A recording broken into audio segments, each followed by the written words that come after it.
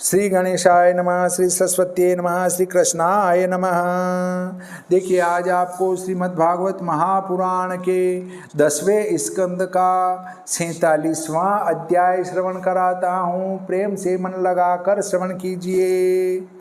उद्धव 47 में पाए कृष्ण आदेश, गोपिन को जाके दियो तत्व ज्ञान उपदेश। श्री सुखदेव जी बोले कि हे नृपोत्तम परीक्षित, लंबी भुजा, नवीन कमल से नेत्र, पीतांबर पहने, कमल की माला धारण किए, प्रकाशमान मुखारविंद, स्वच्छ कानों में कुंडल पहने कृष्ण के अनुचर उद्धव जी को देख ब्रज की स्त्रियों को आश्चर्य हुआ और परस्पर कहने लगी कि सुंदर रूप यह कौन है, कहाँ से आया है। भगवान श्री कृष्ण चंद्र का सा वेश है, वैसे ही गहने पहन रहा है। इस प्रकार सब गोपियों ने श्री कृष्ण चंद्र के चरणारविंद का भक्त जान उद्धव जी को चारों ओर से घेर लिया और अत्यंत अधीनता से नम्र हो लाज भरी हसन चितवन तथा मीठी वाणी से सत्कार कर एकांत आसन पर बैठे उद्धव जी को श्री कृष्ण चंद्र के पास से संदेशा लेकर आए। जान वह गोपियाँ पूछने लगी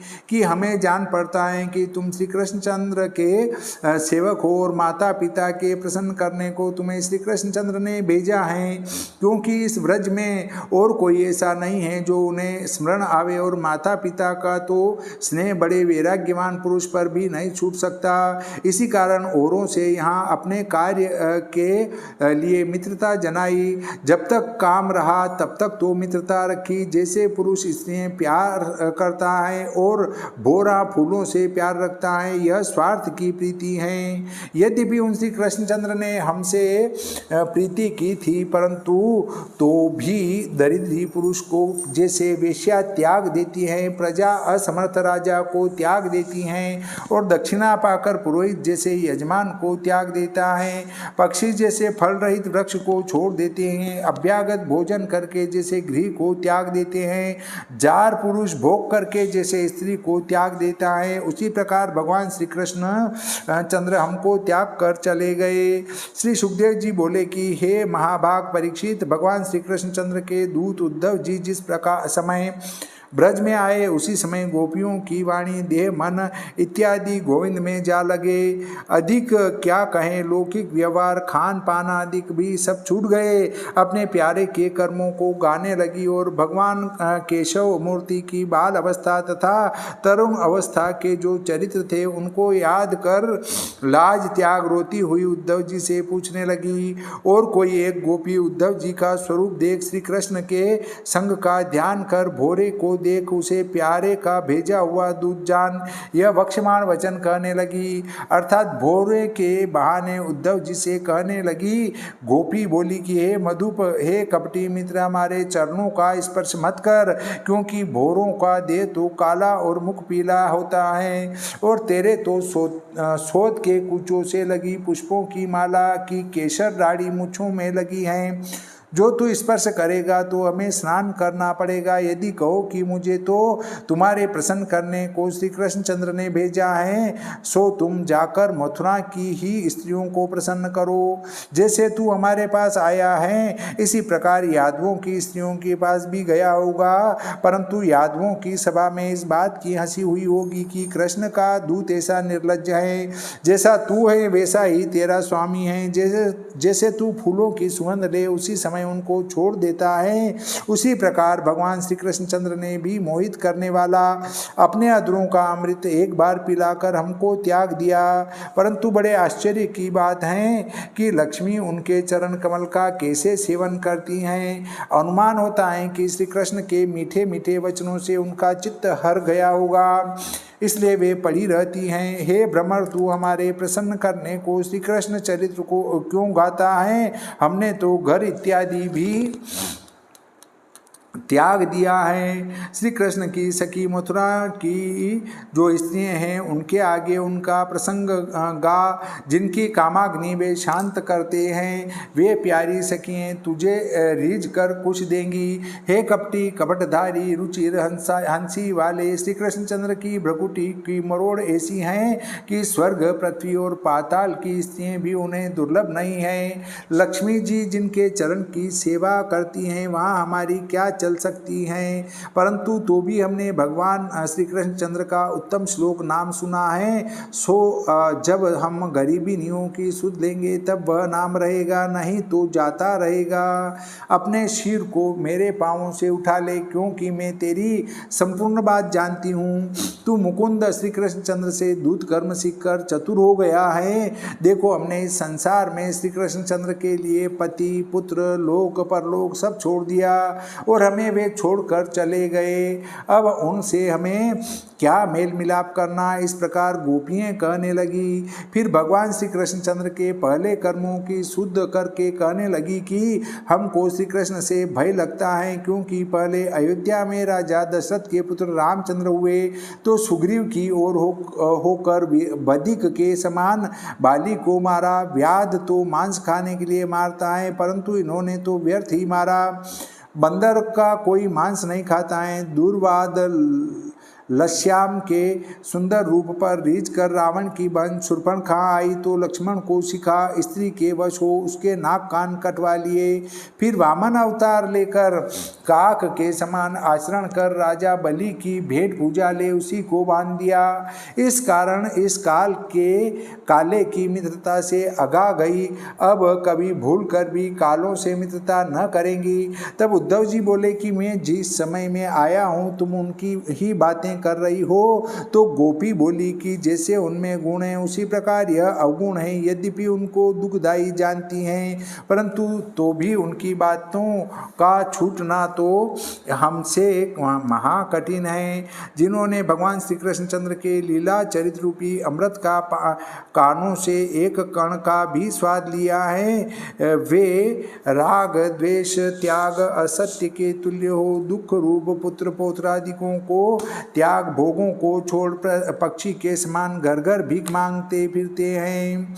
जैसे अज्ञानी कृष्णसार हरिणी की बदिक के गीत से मोहित होकर घायल हो जाती हैं, उसी प्रकार हमने कपटी श्री कृष्ण का वचन सत्य मानकर यह देखा।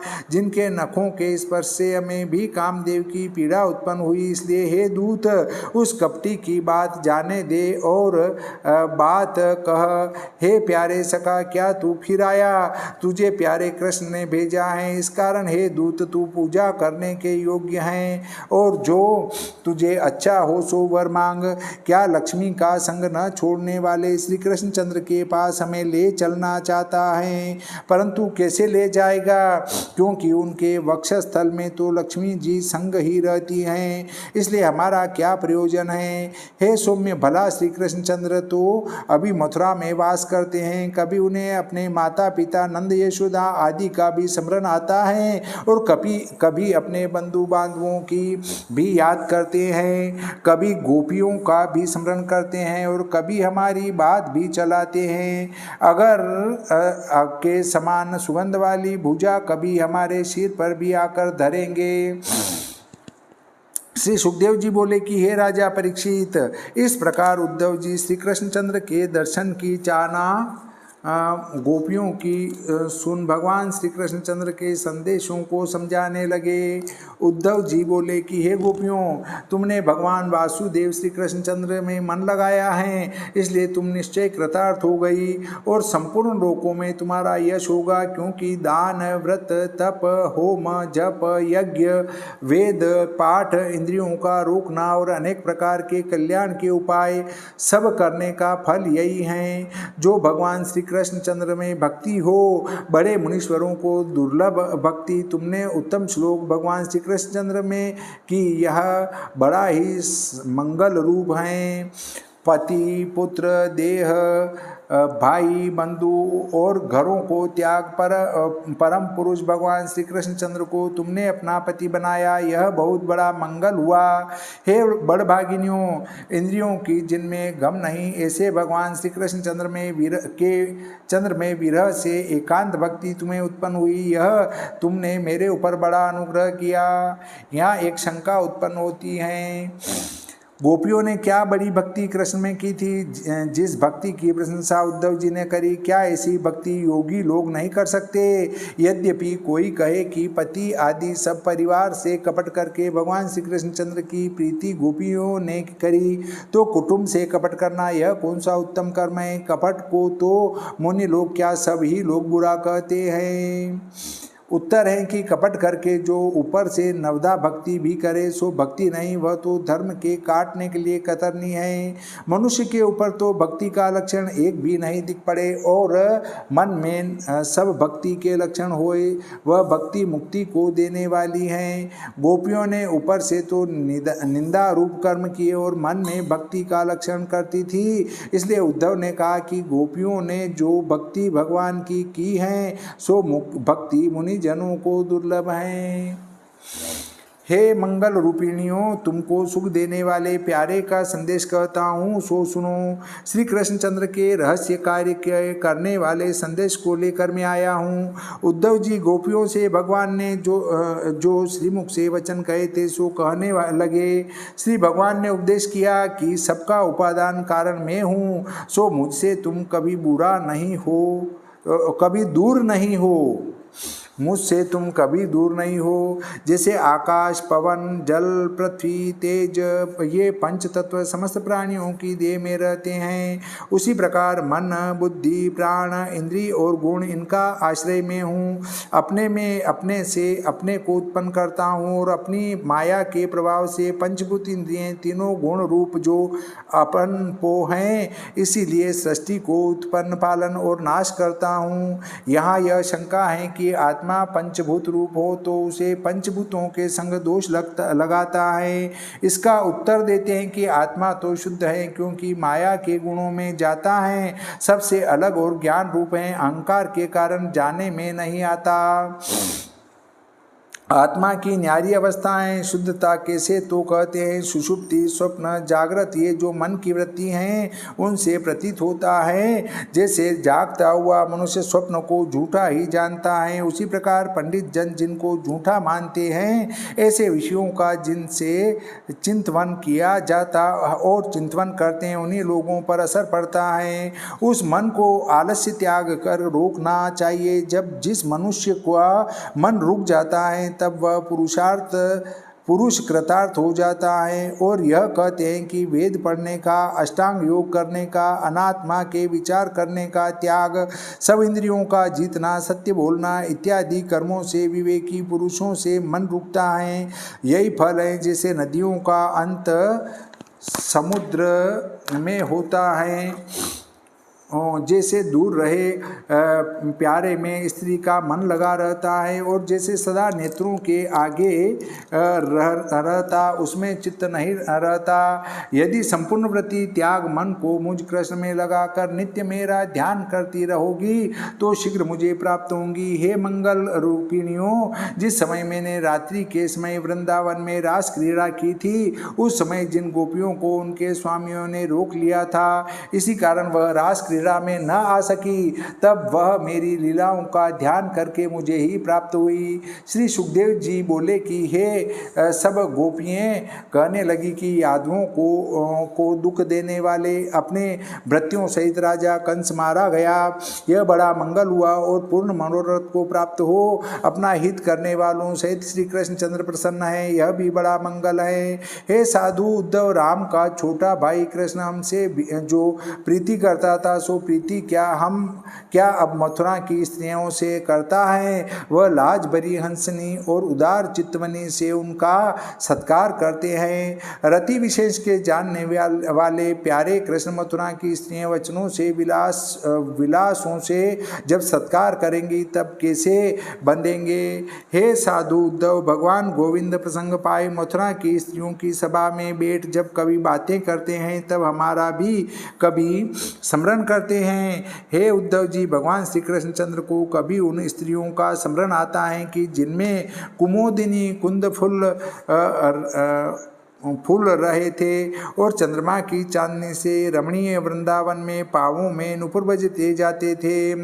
और हमारे संग्रमण करते थे और हमने उनकी स्तुति की थी। अब वह कभी हमें याद करते हैं या नहीं? जैसे ग्रीष्म ऋतु से दग्ध वन के सींचने का इंद्र आता है, उसी प्रकार कृष्ण के लिए शोक से जली हुई हमको हाथ के स्पर्श से जीवन देने दाशार्ह वंशोत्पन्न श्री कृष्णचंद्र कभी यहाँ आवेंगे कि नहीं? अब श्री कृष्णचंद्र यहाँ क्यों आवेंगे? क्योंकि अब उन्हें राज्य मिल गया, शत्रु मारे गए, राजाओं की कन्या ब्याह ली, सब मित्र उनके पास हैं, इसलिए वे वहाँ ही प्रसन्न हैं। यहाँ आकर क्या करेंगे? लक्ष्मी जी के पति पूर्णकाम श्री कृष्ण को वन की रहने वाली हमसे और राजाओं की कन्या से क्या प्रयोजन है? आशा का त्याग ही बड़ा सुख है। यह पिंगला वेश्या ने एकादश स्कंद में कहा है कि निराशा के समान सुख नहीं है। यद्यपि हम यह सब जानती हैं, परंतु तो भी हमारी आशा छूटनी अत्यंत कठिन है। भगवान श्री कृष्णचंद्र की एकांत की बातें कौन त्यागने को समर्थ हैं? यद्यपि उनके रखने की इच्छा नहीं, परंतु तो भी लक्ष्मी अंग से अलग नहीं है होती। हे उद्धव, बलदेव जी के संग भगवान श्री कृष्णचंद्र जिनमें विचरण करते थे, वे नदियाँ, पर्वत, वन के प्रदेश, गो, बांसुरी का शब्द, ये सब बार बार श्री कृष्ण के चरित्रों को याद दिलाते रहते हैं। लक्ष्मी के आस्पद उनके चरण चिन्ह देख हम भी विस्मरण नहीं कर सकती। मनोहर चलन, उदार हंसनी, लीलापूर्वक चितवनी, मनोहर वचन, इनसे जिन्होंने हमारी बुद्धि हर ली, उन श्री कृष्णचंद्र को हम कैसे भूल सकती हैं? इसके उपरांत वे बस गोपियाँ मथुरा की ओर को हाथ उठाकर पुकारने लगी कि हे रमानाथ, हे ब्रजनाथ, हे दुख हरने वाले, हे गोविंद, यह नाम तो गायों का पालन करोगे तभी रहेगा, नहीं तो इस नाम से हाथ धो बैठोगे। और आपको स्मरण होगा कि इंद्र ने जब वर्षा की थी तो तुमने संकल्प किया था कि मैं अपने ब्रज की रक्षा करूंगा। सो अब तो तुम्हारे ही विरह रूपी समुद्र में संपूर्ण गोकुल डूब जाता है, इसका शीघ्र आकर उद्धार करो। श्री सुखदेव जी बोले कि हे महाराज, श्री कृष्ण के संदेश से विरह तपा मिटा कर उन गोपियों ने श्री कृष्णचंद्र को परमेश्वर जान और परमेश्वर को अपना आत्मा निश्चय कर उद्धव जी की पूजा की। गोपियों का शोक दूर करने के लिए कितने ही मास उद्धव जी ने ब्रज में वास किया और श्री कृष्ण की लीला कथाओं को गा गा कर ब्रजवासियों को परमानंद दिया। जितने दिनों तक उद्धव जी ने ब्रज में वास किया, वे दिन ब्रजवासियों को श्री कृष्ण की लीला गाने से क्षण के समान बीत गए। नदी, पर्वत, वन, गुफा, पुष्पित वृक्ष इत्यादि को देख हरिदास उद्धव जी ब्रजवासियों को श्री कृष्ण चंद्र का स्मरण कराने लगे। गोपियों के चित्त को इस प्रकार श्री कृष्ण में लीन होने से व्याकुल देख परम प्रसन्न हो गोपियों को दंडवत कर कहने लगे, इन गोपियों की स्त्रियों का पृथ्वी पर जन्म सफल है, क्योंकि सबके आत्मा गोविंद में इनका अत्यंत प्रेम हुआ है, जिस प्रेम का संसार से भयभीत मुमुक्षु पुरुष और मुक्त और हम भक्त इच्छा करते हैं। श्री कृष्णचंद्र की कथा में जिसका अत्यंत अनुराग है, उसे ब्रह्म जन्म से क्या प्रयोजन है? अथवा एक तो शुद्ध माता पिता से, द्वितीय गायत्री उपदेश से, तृतीय यज्ञ दीक्षा से, जो ब्राह्मण के 3 जन्म हैं। ब्राह्मण के 3 जन्म हैं, एक तो माता पिता से, दूसरा गायत्री उपदेश से और तीसरा यज्ञ की दीक्षा से। 3 प्रकार से ब्राह्मण के जन्म होते हैं। वृंदावन की विचरने वाली व्यभिचार दृष्टि से दूषित गोपी स्त्रियाँ कहाँ और परमात्मा श्री कृष्णचंद्र में आरूढ़ भाव वाले मन कहाँ? क्योंकि निरंतर भगवान को स्मरण कर अज्ञानी पुरुष भी कल्याण प्राप्त करता है। जैसे अमृत का सेवन करने वाला पुरुष अमर हो जाता है, सर्वकाल अंग में रहने वाली लक्ष्मी पर भी यह प्रसन्नता न हुई और कमल के गंध की सी कांति वाली देवांगनाओं को भी जो प्रमाद नहीं मिला, वह रास के उत्सव में श्री कृष्णचंद्र के भुजदंडों में गलबाही डाल ब्रज सुंदरियों को मिला। गोपियों के चरण रज का सेवन करने वाले वृंदावन में गुलमलता औषधियों में कुछ भी मेरा जन्म हो। जो गोपियाँ दुस्त्यज अपने भाई बंधु बड़ों के मार्ग को त्याग वेदगम्य मुकुंद श्री कृष्णचंद्र के मार्ग का सेवन करती हैं, जो लक्ष्मी से पूजित पूर्ण काम ब्रह्मादिक देवता और योगेश्वर अपने हृदय में जिनका चिंतन करते हैं उन श्री कृष्ण के चरणारविंदों को रास सभा में स्तनों के ऊपर धर आलिंगन कर जिन गोपियों ने ताप को दूर किया, नंद के ब्रज की स्त्रियों के चरण की रज को मैं बारंबार नमस्कार करता हूँ। जिन गोपियों की गाई हरि कथा तीनों लोकों को पवित्र करती है। श्री सुखदेव जी बोले कि हे राजा परीक्षित, इसके उपरांत उद्धव जी गोपियों से, यशोदा से और नंद आदि सब ब्रजवासियों से आज्ञा मांग गमन समय अपने रथ में जा बैठे। उद्धव जी के विदा होने के समय नंद आदि सब ब्रजवासी अनेक प्रकार की भेंट हाथ में ले उद्धव जी के पास आकर स्नेह से नेत्रों में आंसू भरकर कहने लगे कि हमारे मन की वृत्ति श्री कृष्णचंद्र के चरणारविंद में लगी रहे और हमारी वाणी उनका नाम जप करती रहे और हमारा शरीर उन श्री कृष्ण को प्रणाम करता रहे। अपने कर्मानुसार ईश्वर इच्छा से जिस किसी योनि में हम जाएं, जो कुछ हमने मंगल रूप कर्म किए हैं अथवा दान किए हैं, उनका फल यही मांगती है कि श्री कृष्ण में हमारी प्रीति बनी रहे। हे महाराज, इस प्रकार गोपियों ने श्री कृष्ण की भक्ति से उद्धव जी का सत्कार किया। तब उद्धव जी उनसे विदा हो कृष्ण पालित मथुरापुरी में आए और भगवान श्री कृष्णचंद्र को प्रणाम कर ब्रजवासियों की भक्ति की अधिकता वर्णन की। इसके उपरांत वासुदेव और बलदेव जी को प्रणाम करके राजा उग्रसेन को भेंट दी। श्रीमद्भागवते महापुराणे दशम स्कंदे पूर्वार्धे भाषाटीकायां भ्रमरगीतोद्धव प्रतियाने सप्तचत्वारिंशोऽध्यायः। श्री सरस्वती मैया की जय, श्री गणपति जी महाराज की जय, श्री कृष्णचंद्र भगवान की जय, श्री रामचंद्र भगवान की जय, बजरंग बली की जय।